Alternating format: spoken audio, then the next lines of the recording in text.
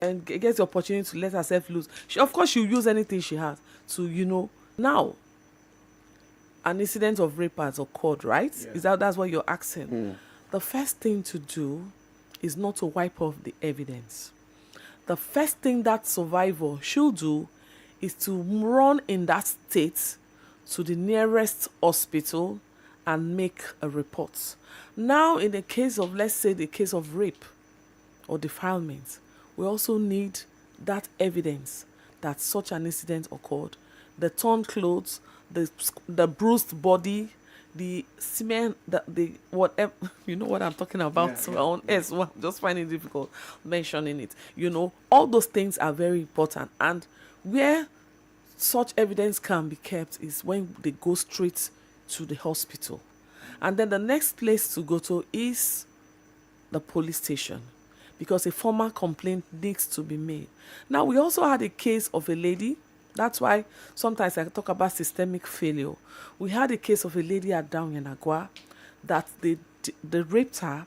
I don't know how wise this standard we all, the survivors, speak up. It is us speak up. It is only when they speak up that we can help. And then the issue of psychosocial support will come later. But the most important thing is a criminal offense. Rape is a criminal offense. So those evidence, those things that need to be put in place immediately and timelessly too. Remember the case of a popular musician whose wife was allegedly raped by a pastor, and then it took her so many years to come up to speak up according to her story, and then at the end of the day we didn't really have substantial evidence to prosecute the alleged pastor or perpetrator because it took so long. So most times we must help them, tell them that there's a need to report timelessly. And then talking about systemic, the systems or the things that need to put in place, we need to step up on our game here in the Niger Delta region. In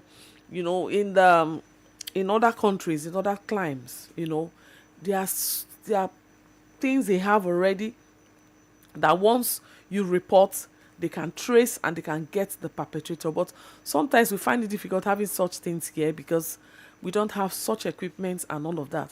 And if we have such equipment, it will help to prosecute some of these perpetrators and it will deter other intending pedophiles and rapists. Barrister Godi Harry, I know you're very busy. You have another function you want to attend, so we'll quickly run through some of the questions we want to ask you before you step out. But you see, this particular Shakira Bamidele girl, she said, I was just, and I quote her, said, I was just a little girl, too afraid to speak up. More than that, there was no one I felt I could walk up to and tell what I was going through. That was her own situation. So you can imagine that someone who is unable to walk up to anybody to speak up, and that might be the case of many young girls. So many young girls, yes. They're unable to walk up to anybody to speak about the situation. So how do we find out that this person is going through?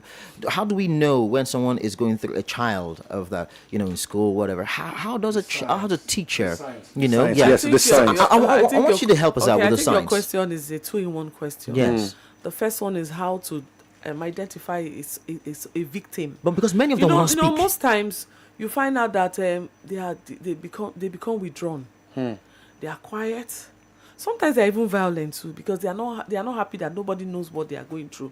So for us, for those of us that have been in this space in a long while, when we go for school sensitization, that takes me to the answer to the second question. How do you make them speak up? We try to look at the students, we try to observe, we try to encourage them, we try to make them understand that they are safe with us, because sometimes when these things happen, these children begin to feel that they are not safe with anyone. I remember a recent case. This one is our biological father. Now, I don't know what happened. The father now handed over to our uncle. So our uncle, that from the mother's side, and as they were taking her away, she started shouting rape. She said that she didn't want to go with the uncle because she didn't have trust for any man again. So she started shouting rape, and there was no rape from the uncle and all of that. So the first thing is let's continue with the sensitization. Let's continue with conversations around this. It will help a child listening to us to say, okay, maybe this person is actually genuine. I can tell this person and this person won't laugh at me. I can tell this person would give me help. So we need to keep talking. Like we always do community sensitization. We do church religious sensitization. We do a lot of conversations around your space, and it has yielded some positive results because some persons have come out. Some girls with phones, they text us and say, this is what my uncle is doing to me. So we need to keep talking about it. But above all, we need to have a lot of professional psychologists around us. They are the persons that will really look at the demeanor of the child and say, this is how this child is, and I think there's a need for us to intervene. And then teachers should also help us, even though we cannot also rule out the fact that some teachers, some irresponsible teachers, are also perpetrators of this crime. Word. But teachers need to help too. The mothers, you need to be more observant. Even as a father, if you know you're not doing it, as a father, be observant. The boys are not also left out on the issue of... I wanted to say this. Yeah, the boys are also not left out on the issue of sexual abuse and all of that. So we all need to know what to do and to be ready to help our children. You're back from school and you're so tired. You're back from work and you're so tired. Still ask your child questions, because children have been abused by their own colleagues too. They are by their own classmates and all of that. There's so much around this issue of gender abuse and all of that. So parents also need to do what they need to do. And then maybe we'll talk about the institutions too. I want to talk about the perpetrators now. Okay. We'll go from men to women, right? Okay. First, is it what to be a pedophile? Yeah. A pedophile. Yeah. Is it a defect or something? I'm not a medical doctor, but I think I had that conversation with Medical Women Association then what was of Nigeria, and what they was the said it's outcome? like a psychological issue. Such persons are just attracted to Because lost. You might not like it. Okay. What if a man walks up to you and says, "I need help"? I always have this feeling of lusting after children. Would you immediately arrest him? Or Like I said something. I said, The way you shook, I just said the way you shook your head. it's appalling, but but this is one of them. No, this is one of them. But the fact that he was bold enough to seek for help, then we can help him out. So that But means if there are friends. cases he has committed already, He has already committed cases, but this time around, it's like he has said, "Look, this is a condition. Okay, I need that to means get out of it." you asked You him- don't know the cases, though. You will ask him if he has committed cases. of course, I would like to ask for And he that says question yes. as a What lawyer. Yes, And but if he what says, about and if he confidentiality? says no confidentiality, if he says he just defiled, please, they should never come to my Oh, service. For me, he just recently defiled a child, and he walked up to me and confessed. That's confessional. He has made his confessional statement now.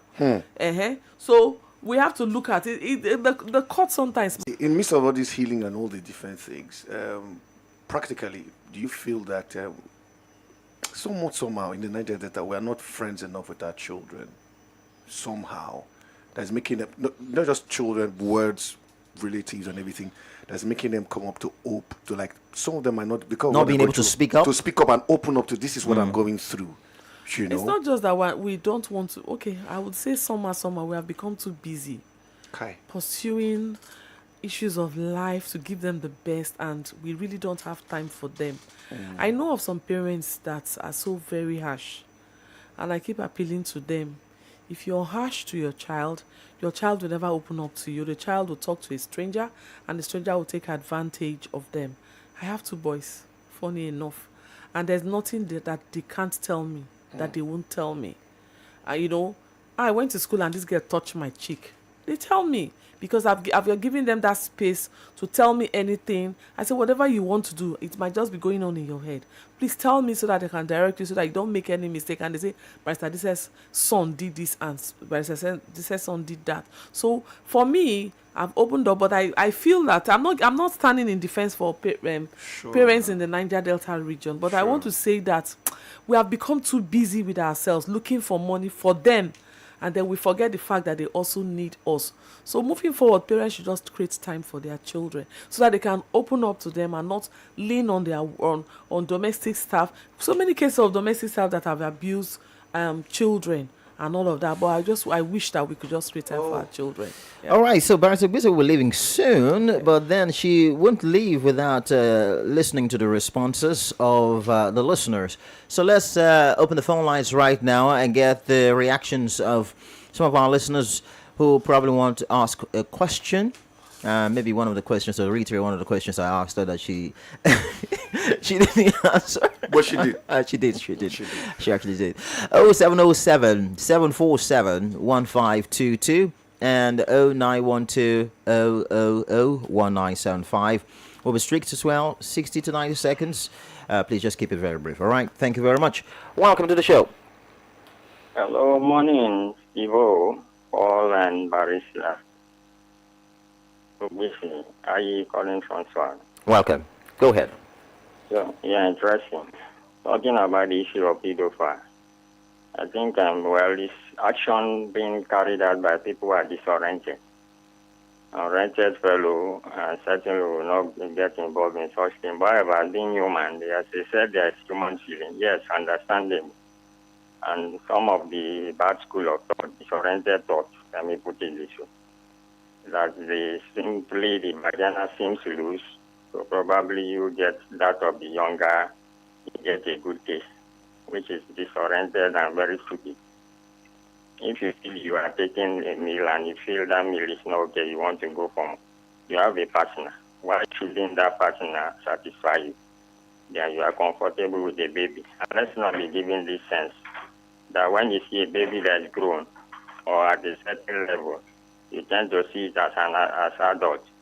That's what some persons do. They said this on a woman. What made a woman?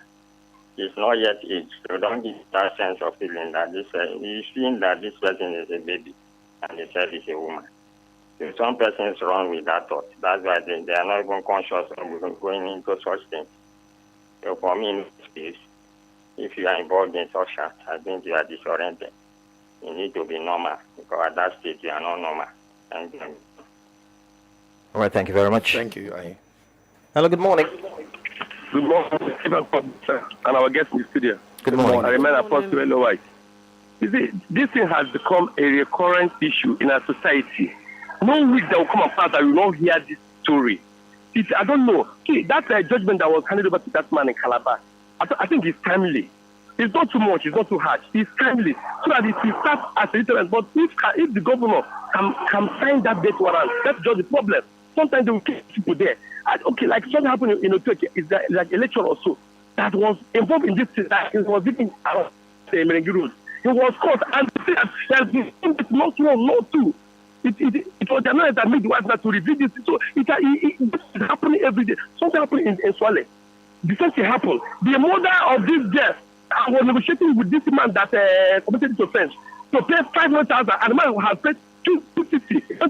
Now it has become a business. Now, if these minors cannot even trust their parents, then is a problem.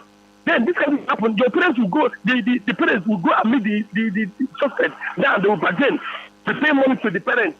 I don't just understand. I don't know where this site is going. I don't know now. So trust somebody, and they trust anybody. If they cannot trust their parents, can they trust? That's the problem in society. So if government will also bring a very drastic people. So if you do the same, they will sentence you. So the same thing that happened to this man, I think I'll be okay by that.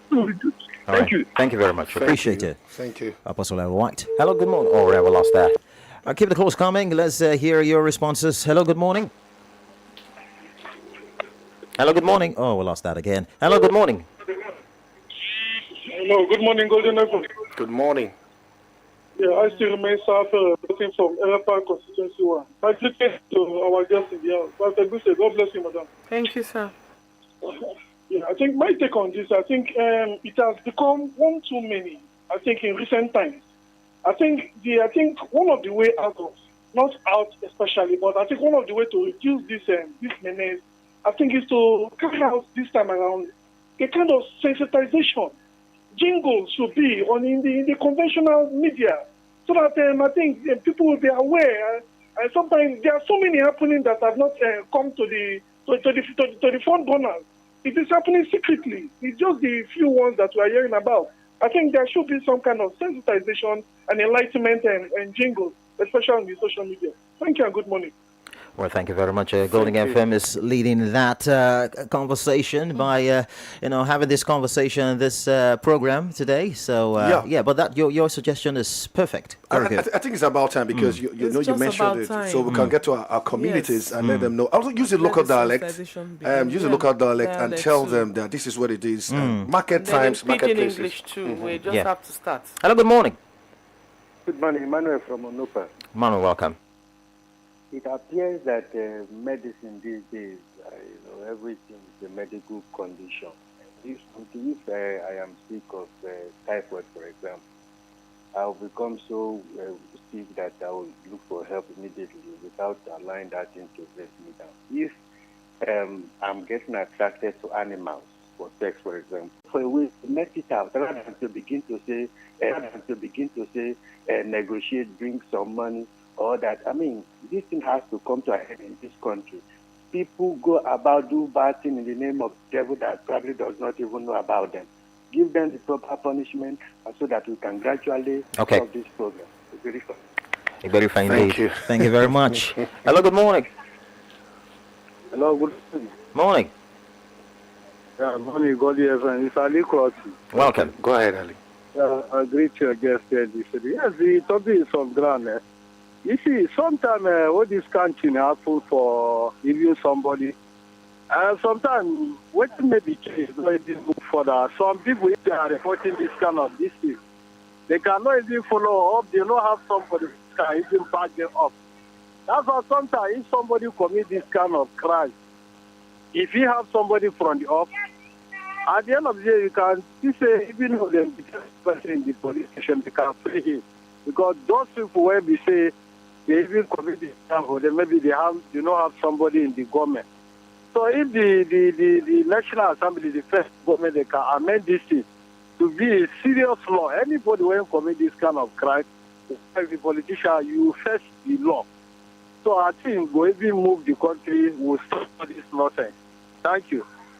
All right, thank you very much for the question. So quickly, Barrister Ogbi said, look, is there any law already? Because from the last caller, he was saying that the National Assembly should amend something and amend the law in order to make it serious. Is there already something like that for those pedophiles or something like that? Is there a law like that? Yes, we have so many existing laws that deal with issues of defilement, rape, and all of that. The Criminal Code law deals with the issue of rape, and the punishment is life imprisonment. And if you go further to the Violence Against Persons Prohibition law that is in existence in Bayelsa State, it also talks about the issue of rape. In fact, it defines rape beyond just penetration now through the vagina. It talks about any penetration, it could be even through the mouth and all of that, that the act is committed is an offense under the Violence Against Persons Prohibition law. So if we could, ensure that we invoke such laws and such pedophiles are prosecuted, it will help to reduce the cases that we have. And then we can also look at the issue of conspiracy. A woman trying to cover up for her partner, that woman should also be taken up. But somebody asked me a question that I always look at it and I say we need to deal with that also. If you prosecute the father, you prosecute the mother, what happens to the children? In the United Kingdom, in the United States, there are already homes that have been made readily available.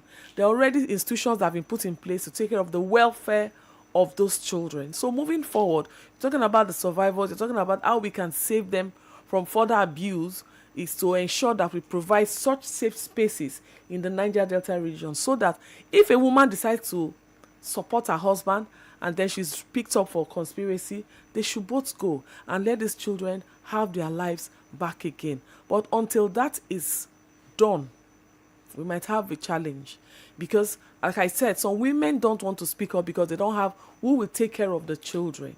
So we need to have institutions put in place, finance funds put in place to say, if your father defiled, you don't need to go back to that abusive environment. We thank God for the Bayelsa State Ministry of Women Affairs because I've had opportunities to refer cases of children that are abused to them, and the children are safe while the police is doing their investigation for the perpetrators to be charged to court. But that's just the situation. Well, I just want to thank Barrister Bodisere Obise Godi Harry for coming on the show. She has a couple of places to go to. She's quite busy, and so we'll allow her leave while we'll continue to take more calls. Yes, but then you say you want to do what? Yeah, I'm having this. I haven't had this conversation with you. I think there's a need to also share our contact line so that maybe, Oh yeah, sure. maybe That would be nice. Yeah. some young girls might want to speak to Yeah, us. The number to yeah. call to reach out to Do Foundation and the Association of Women Against Gender-Based Violence is 07035440060.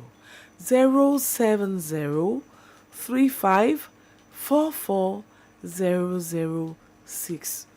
Thank you. Thank you so much, Paris Godio Harry, for coming on the show and for enlightening us. We appreciate you.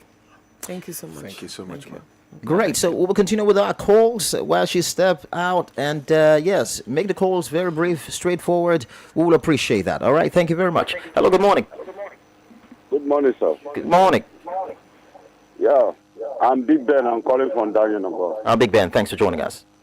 Yes, I want to speak with Madam Disse. She know me very well. I'm the 2IC gender specialist retard.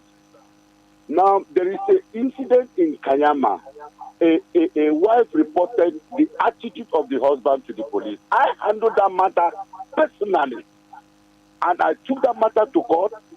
The family now attacked the wife in question. He said, you take your husband to court now. I will see who will feed the children. They attacked this woman. This woman have to go back to his certain job where she come from. There is nobody to take care of this woman. So what is there now is the government, Bayelsa State government, have to build rehabilitation home for this victim. These people are victims. We went to Judiciary Institute Abuja. I tabled this same matter. The federal government have to see how they can build rehabilitation home for these children, for these victims. So thank you very much. Thank you very much. We appreciate you. She has heard you, and of course, I think she's going to get to you. She even said that I think she knows who was speaking, so maybe she will get to you, and something has to be done. So your point has been noted. Yeah, very, very good point. Very good point. I tell you. Hello. Good morning. Hello. Good morning. Morning. Welcome. I am Fungbe, but yes, I am Fungbe. Fungbe. The Icons we are calling from Amambolo. Welcome. Yes, this is my field, and I'm a great sociologist. I did sociology stroke anthropology. Nice. And yes, what I am here is to give way forward and solution to it. We have had everything, didn't it? Hello, sir? We're live here. Live. We hear you.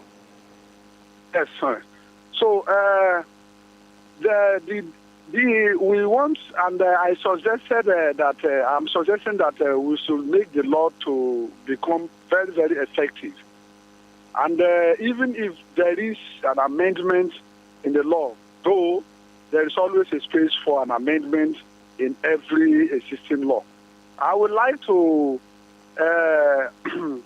amend the law to indict every community leaders, and particularly the community chiefs and the kings, that if this kind of occurrence happen to be occurred in your domain, definitely you will be also involved. And this matter, if this incident occurred in your community or in your kingdom, and this matter has been reported to you as a king or as a chief, that you refuse to take a drastic, even in government or in traditional method, and if this matter is being reported to police or to government, you will be also indicted. You will be also be penalized. And the reason why I'm saying so is that most of the people in our tradition in Nigeria now believe in tradition more than even the religion. Okay. And the same law should be affected even the pastors and the members in the church and both in the school. Okay. All right. So that if this incident occurs, the traditional rulers will know that I will drop from my position. All right. So they have to Thank you. apply the traditional method to punish them. in order. Thank you. Thank you, sir. Thank you very much. Appreciate you. You know, a lot of people are queuing up to also respond to it, so I will really appreciate if you keep it very brief and straight to the point. But then, Funbe, you made a very good point. We appreciate that. And, of course, it's good for us to think towards that direction as well. Hello, good morning. Hello, good morning. Good morning. Take care of that hospital side to preserve the evidence. But I think she's listening. The calls in 2 minutes before we say goodbye on the show. Hello, good morning. Yes, good morning. I want to reply this man. I'm the 2IC gender. When it happens, any moment it happens, go to the police direct. They will give you form. They will take you to police clinic. They will not ask you anything of money. The first thing is to examine the victim. They will examine the body immediate. Immediate. Yes, go to the police or go to FIDA office direct. As it happens, take that person to FIDA. FIDA will bring you to CID. Thank you very much. Oh, thanks so much for that swift response. So, yeah, that's the situation. Do exactly what the last caller just said. And, of course, everything will be fine. Right? But also, I know some persons are concerned because if it happens in our inner creeks, in the communities, what do you do? So that's in the thing. Communities, yeah. The communities. Yeah. So how would you? That's why I'm sure that's where Fungbe's issue of the community head and everything. So we can have people that you can talk with. True. Talk to. You have the CDC, you have everybody, the youth president, everybody. Let there be a proper channel. Yeah. I think it will be better that way. Oh, yes. Well, a 2018 study by Rutgers, New Brunswick found that survivors of sexual assault often carry more vivid and persistent memories than women who endure other traumatic, life-altering experiences not linked to sexual violence. So the research revealed that around 70% of victims develop moderate to severe post-traumatic stress disorder, struggling to overcome this lasting effect. It's really, really damning report. 70%. Can you imagine? 70%. That's a whole lot. Hello, good morning. Hello, good morning. Good morning to you. Moye Steven for Mobasa. Good morning. Good morning. My name is Fortunate Ernest. I'm calling you from Azikoro village. Oh, welcome. Fortunate. Welcome. Yes. I want to thank you for this topic. This topic is another very, very important topic that we are discussing this morning. Carefully on this aspect. Anytime you call upon them, they move swift on it. There's this experience of this 7-year-old child that was being abused by her stepfather. 7 years old. The stepfather was abusing consistently, and each time the mother want to talk, and the mother was keeping. The mother knew it, but couldn't speak out because one, each time she wants to speak, the man will beat her. The man will threaten to throw her out of the house and all that. So we didn't know until one day I went to her. Why? What's the matter? What's really the matter? She said, look at what my husband is doing. I said, are you sure? She said, yes. Are you very sure? If you're sure, this kind of thing, FIBA Bayelsa will just handle it for you quietly, and you have your peace. Say, who will take care of the children? I say, government will take care. Don't worry. We now reported the case to police. They invited FIBA to. The man is now chilling in Okaka. Recently, I think that was November last year. Wow. So in this kind of situation, you just call FIBA. FIBA will just do justice to it immediately. The case wasn't long. The case was not prolonged. They just took, as soon as they took up the matter, after a few weeks or so, the man was convicted. Wow. Thank you.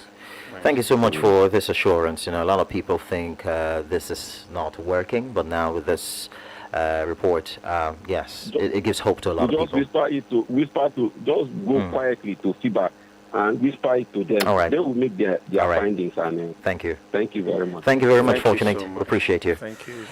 And that's it on the show. Yeah. One more thing. The study also showed that the condition often manifests through nightmares. So we see people having nightmares, flashbacks, intense anger, depression, suicidal thoughts, guilt, eating disorder. This particular one actually caught my attention. Eating disorder. You have this kind of situation. You begin to eat anyhow. Yes. And then shame. I never knew that. And they get no. Of course, the shame never is there knew because that. they get withdrawn because the thing. Just look at the African country. Like we talked about it this morning. Mind your business and the daily dose.